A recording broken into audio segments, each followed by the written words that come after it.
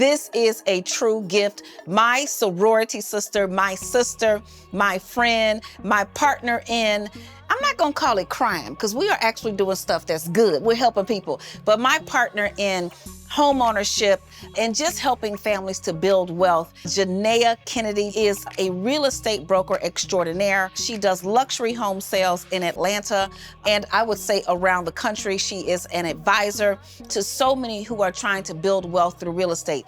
We know that home ownership is the foundation for building wealth. And the Bible says that the meek shall inherit land and enjoy peace. So we cannot talk about building wealth without talking about my soror, Jenea Kennedy. Jenea, you are here. Oh my God. I'm here. Home ownership is still that dream that most people feel is not possible to attain. Is it possible for a first-time buyer to find a home in this market without paying a price that really, quite frankly, looks like it could burst? Yes, it is possible. You know me, I think anything is possible. However, it is going to take some work ahead of time.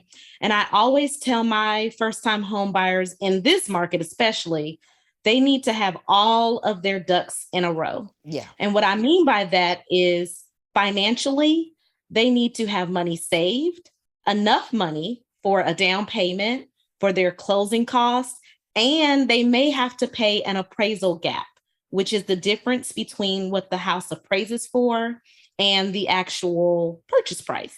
I always say get approved from a lender, not pre-approved, not qualified. Get approved. We need to go into a contract with as few contingencies as possible. Really, they just need to be able to have the house and get an appraisal done. That's all we need. So they need to get their ducks in a row financially. They need to be flexible. You know, sometimes people have this long wish list. They want the moon, the stars, the sun, the water, and everything in between.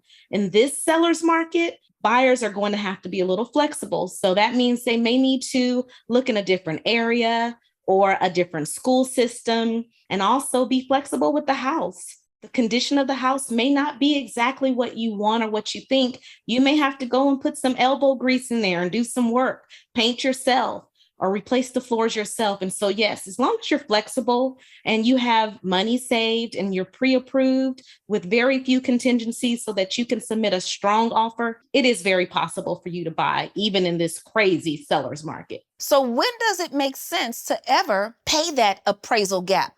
Meaning the purchase price is, let's say, $200,000 and the appraised value is only $175,000. When does it make sense to do something like that? I say you as a buyer, you create that value. And so it makes sense when it's valuable to you. When Yes. if this is the house that you want, if you absolutely love this home, you've had no luck finding anything else, and it's not too far off, it's within your budget, pay it, because that might be the only way that you're going to be able to obtain that home. I've seen people pay appraisal gaps upwards of $80,000. Unfortunately, that's where we are right now. So if that is a home that you really want, you haven't found anything else, and you have to move, I say pay it. That's important for people to understand, that it's the value that you create. And particularly if you know you're going to stay in that house for a significant period of time, then if the market goes in the other direction, you have time to recover. So that's good, because I think that's a concern. But I think people really need to assess the rent versus buy analysis, the tax deductions, owning something that's going to appreciate in value, and all of those things. So I knew you would have the answer for that. What are the top 3 to 5 things buyers should do to prepare to purchase a property? Absolutely. Of course, I'm going to say they need to get with Lynn Richardson Wealth University, right? Come on now. But they do need to start with a good team. So a good professional team, you know, that includes your lender, your realtor, an inspector. You just need everyone who's going to be a part of the process in place. I say in this market, save money. Then you need to establish a budget. What is comfortable for you? I always tell my clients, never let a lender tell you what you can afford to pay. Yeah. You want to tell the lender what you feel comfortable paying per month. Because, you know, they may see on your credit report that you can afford a $2,000 a month payment. However, you know your bills, you know your lifestyle, and you may only want a $1,500 a month payment. So that's a very different sales price. So know your budget, establish a budget. And I mentioned earlier, get pre-approved, not pre-qualified. You want to make sure that there are no obstacles in front of you with getting the loan. So make sure that your lender does everything that they need to do. Check your employment, verify your income, check your rental history, whatever it is they're going to do in order to approve you for the mortgage. Have them do that on the front end, not on the back end. And then, before you could even do that, you may have to get your credit together. Yeah. So be committed to getting your credit together. And so I would think those are some of the things that you need to do in order to prepare to buy a home. And you know what? One of those other things is that catches a lot of people because they don't see the debt on their credit report. And they get all the way to the stage where they've worked with you. You've helped them find the home of their dreams. They won the contract. They've done the appraisal, the home inspection. And then the mortgage company runs a Kavers check. And the Kavers check finds everything that's not on the credit report. The Kavers check finds that student loan from that school that's no longer in existence from 20 years ago. And they convinced you to get a student loan, but now the school doesn't exist. So it's not on your credit report, but it is still a student loan debt. It's going to check outstanding foreclosures because a lot of people were able to bypass the foreclosure process during the real estate bubble of 2008, but those things are still showing up later. What ideas, Jenea, do you have to help someone looking to start building wealth and purchasing real estate? I'd say that you probably need to think about what exactly you want to do. So what's your long-term goals? Are you looking to purchase something that you're going to hold on to and rent out for, an extended period of time, some years, maybe even pass it down to your children or their children? Or are you looking to do something quick? Are you looking to buy something, renovate it, and then sell it for a profit? So it depends. But I am trying to get really creative with my investors. Those who are looking to buy and hold, I want them to consider maybe looking at multifamily properties as opposed to single family. And I say that because you have one roof. So anything that goes wrong, you're in one place. You're not driving all over town, trying to collect rent or do repairs everywhere. It's all under one roof.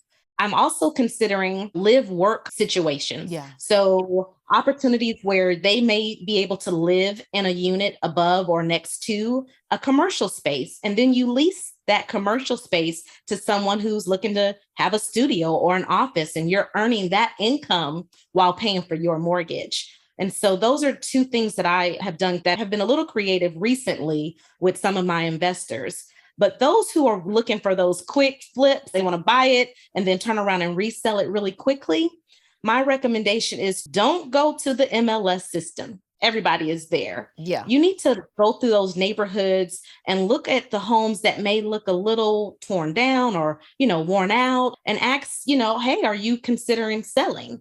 Give them an offer that they can't refuse. And so when you go into those type of homes, you're able to buy low, do some minimal renovations, and then sell at market value. And so it's going to take some legwork and some, real work on the investor's part, but I would not do what everyone else is doing and go into the MLS looking for deals. They're not there. And we need to just dispel the myth today for those who want to invest in real estate and they're looking for the no money down program. What do you think you invest in? Your good looks? We're not interested in your good looks. You need to invest your money, right? Your money has to be a part of this transaction. So you got to save, save, save. I'm going to say it again. The last question I'm going to ask you, Jenea, is this.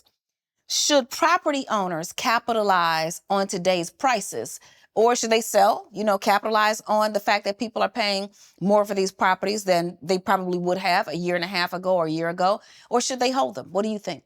So it's a trick question. I think it just depends on the property owner. So if you are looking at building generational wealth, long-term wealth, I say no, hold on to the property. However, if you're looking to retire, you're tired of being an investor, a landlord, you're tired of the maintenance or just what have you, you're ready to get out. Yes, absolutely. You want to sell. Or if there is an opportunity for you to roll your profit into something else that's going to earn more money for you, then yes, I would absolutely capitalize on today's market prices because people are paying a crazy amount for these homes. I don't see prices decreasing, but I do see it stabilizing some. So I would say capitalize only if you're ready to retire, or you can roll that money and profit into something bigger, better, greater that's going to earn you more money. Jenea, we have so many people to help. Thank you, my sister. Bye. Bye. So what did we learn today? The first thing is this: first-time homebuyers must come to the table with a down payment, closing costs, and maybe even an appraisal gap. But guess what? With a plan, you can do it. Second, a caver's check knows all of the dirty financial secrets that may be lurking in the background, so be honest up front. And finally, investing in real estate is a great way to build generational wealth.